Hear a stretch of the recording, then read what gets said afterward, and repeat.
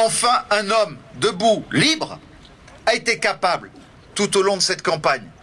à s'adresser à tous ces Français-là, et souvent parmi les plus modestes,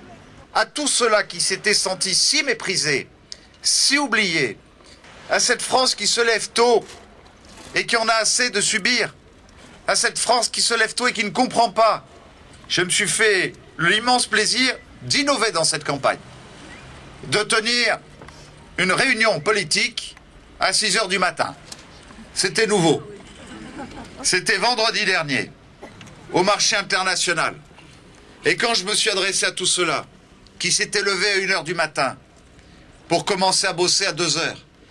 et qui depuis si longtemps sont écrasés de charges sociales, payent le fruit de la solidarité pour ceux qui se lèvent à midi et regardent la télé toute l'après-midi quand ils ne font pas autre chose, eh ben j'ai compris, en m'adressant à ceux-là, que pour la première fois, ils recevaient le message d'un homme